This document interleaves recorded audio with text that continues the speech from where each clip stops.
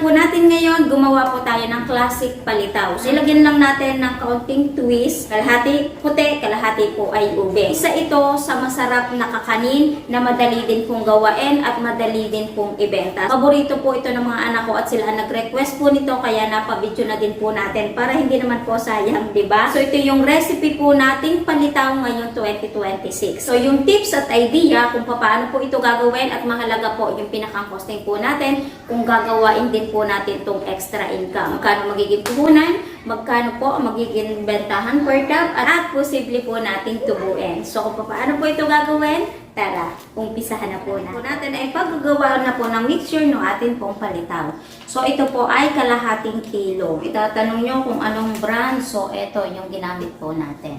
Namiss ko na din itong palitaw mga katipid tips at ito po ha, paborito to ng mga anak ko palitaw. Yan. At sa puntong ito mga katipid tips, kung mabilis-bilis naman po tayong kumilos, pwedeng isabay na po natin ang pagpapakulo po ng tubig para dire-diretso. Lalagay na po tayo dito ng tubig. Gagawin nating dough. Ito pong ating powdered malagkit. Mix ko lang siya ng ayos. So, ang kailangan ay maging dough siya. So, dun sa 2 cups na inilagay po natin, saktong-sakto dito sa 1/2 kilo ng powdered malagkit. Na-mix na po natin ang ayos ngayon. Hahatiin po natin ito sa dalawa. Kasi yung kalahati is gagawin po natin ube. So, gagamit tayo ng food coloring ni Achievers. Pakaunti lamang po yung ilalagay po natin hanggang sa ma-achieve natin yung gusto po nating kulay. Maghuhulma na tayo ng ating palitaw. Tapos, nagpainit na din po tayo ng tubig para pagkabilog natin, pwedeng doon na po natin idediretso. So, ang sukat na gagawin natin, 1 tablespoon sa puti, 1 tablespoon sa violet. Gagawin natin dito, bibilugin lamang po natin. Ang pangit ng plastikong ginamit ngayon, naubusan na ako ng goma. Kasi sumasama siya. So, pag napagtabi natin yan, bilugin lamang natin ulit ng ayos. So, dito, pwedeng kamayin na natin para mas mabilis. Basta maghihino lang po tayo ng ating kamay, diba? Kapag nabilog nyo na yan ng ayos, nagdikit na siya ng ayos, so, pwede na po nating i-flat. Okay, so, kapag na-flat nyo na, pwede na po natin itong idiretso sa pinakalong tubig. So, madali lamang po ang pagluluto po ng palitaw at ang isa pala, tandaan nyo po na okay na luto na kapag lumutang na po yan. Kaya po, ang tawag dyan ay palitaw. O, sa puntong ito mga katipid tips, kinamay na din po natin, naghinog na lang po ako ng kamay kasi yung gloves na ginagamit po natin, hindi kami magkaigi talaga. Dumidikit siya kasi hindi siya goma. So, ito ang style po niyan. Okay, so kapag ganyang lumutang na, seconds lang, pakuluan lamang po natin para sure po na luto yung ating pong malagkit. Yan, nakaluto na po tayo at pwede na nating hanguin. Balikan na natin yung ating huling nilulutong palitaw.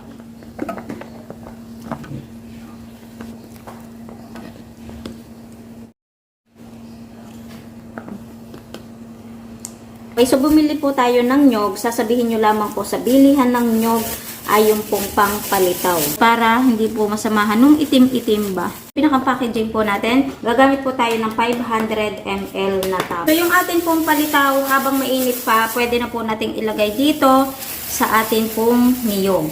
Ilagay lang natin sa packaging. Yung ilalagay po natin, nakadepende na po sa atin kung gaano karami. So ako, maglalagay po ako ng tig pa 5 pieces. So, tatandaan nyo lamang po ha, dito po sa ating nyog, kailangan wala po yung kasamang brown-brown para maganda pong tingnan. Ating palitaw.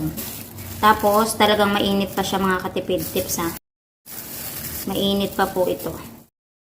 Kasi kapag lumamig na po yan, as in dikit-dikit na po yan, mahirapan na po kayo maghiwalay. Okay na yung ating palitaw ngayon dahil hindi pa tayo nakakapag-toast ng ating sesame seed, nakalimutan ko siya. So, itoast muna natin saglit kasi mabilis lang naman siya. So, ito-toast lang sa mahinang apoy hanggang sa lumabas po yung aroma ng ating pong sesame seed. Basta ganyan nag-brown pala, tandaan na din po yan na luto na tapos lumabas na yung aroma, maaamoy nyo na yung bango. So, okay na po yun. So, gamit tayo ng 3/4 cup ng white sugar. Pwede rin naman po ang wash sugar. Pero mas maganda kapag white, diba? Ilagay na natin yung ating sesame seed. So, yung 25 grams, napakadami ng sesame seed, oh. Pagkatapos, hahalu-haluin lamang po natin. So, kapag ititinda nyo to, huwag nyo nang tipidin sa nyog, huwag nyo nang tipidin sa asukal kasi ayun yung magpapasarap dun po sa ating palitaw. Okay, so, naglagay po tayo dito ng 3 tablespoon para sigurado yung palitaw po natin, si customer ay hindi po mabibitin sa lasa. Isa din po yun para lumakas, di ba? Yung mga tinda po natin, huwag po nating titipidin. So, di ba, ganun lamang pong kabilis gawain, lutuin, ito pong ating palitaw. So, na po natin gagawin, titikman na po natin ito. Di ba? Ang lang, ba't ang langaw? Gawin nyo. Okay, so, napakaganda ng itsura mga katipid tips. Ang bango din po nitong ating sesame seed. So, hindi na ako gagamit ng tinidor kasi ang ginagawa ko naman po talaga dito is binibilot ko lang siya. Diba? Sarap. Wala pa siyang asukal pero malinamnam na ha. Gawa po ng ating nyog. So, ang ganda ng pagkakabigay ng nyog. Hindi siya tuyo. Malalasa natin yung pagka-creamy ng nyog. Basta kapag bibili po kayo nito, sasabihin nyo po ay yung pampalitaw. Para mas maganda yung maibigay sa inyo at kapag kinayod, hindi po makasama yung bao.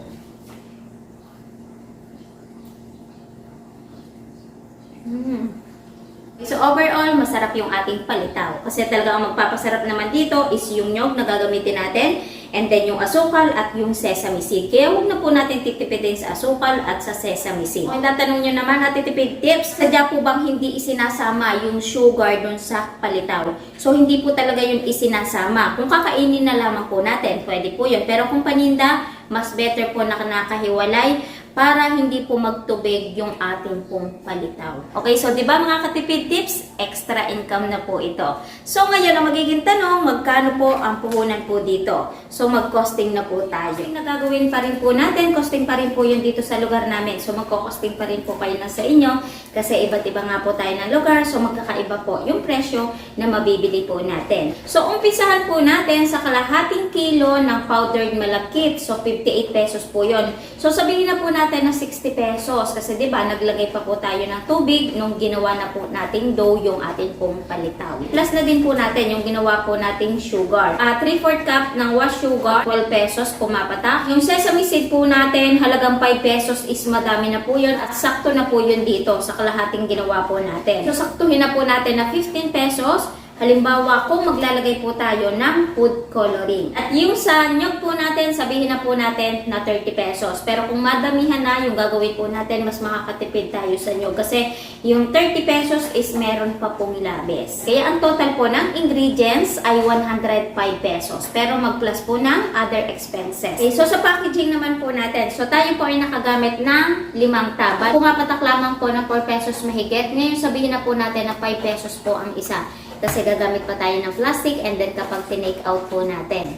So sabihin na po natin na 25 pesos. Kahit mabilis lamang po itong gawin, madali lamang pong gawin, so magsama na din po tayo ng pinakang labor at gas po natin. So sabihin na lamang po natin na 30 pesos. Usapan lamang po yon dito po sa kalahating kilo. Kaya ang total po ay 160 pesos. Ngayon, i-divide po natin sa 5 tab na nagawa po natin at ang kakalabasan po nun, 32 pesos po ang pinakampuhunan po kada isang tab. Meron na pong asukal, meron na din pong packaging. Ngayon, ang bentahan po nito, nakadepende pa rin po sa atin. Pwede natin itong ibenta ng 50 to 60 pesos. Pero ako, sa mabilisan, tutuusin ko po ito sa 50 pesos. So, pag mininos po yung pinakampuhunan, tutubo po tayo ng 18 pesos po kada isang tab. Hindi naman sa mga katipid tips. Basta mabilisan nating maibebenta. Di ba?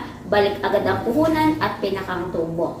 So, kung 18 pesos po, i-times po natin sa 5 at ang kakalabasan po nun, possible na tumubo po tayo dito ng 90 pesos po kada kalahating kilo. Pero yung laki ng ginawa po natin, hanggang 60 pesos, pwede po natin itong ibenta. Okay, so basta sinumahan po natin dito na sipag, tiyaga at consistent, so hindi po imposible na makailang kilo din po tayo dito sa paggagawa po ng palitaw. So, sana bago po ulit nagtapos yung video po natin, meron po ulit akong naibigay na magandang negosyo idea po sa inyo kahit tayo po ay nasa bahay po lamang. So, kita-kits na lamang po ulit sa ating mga next video. Bye! So, magkakape muna.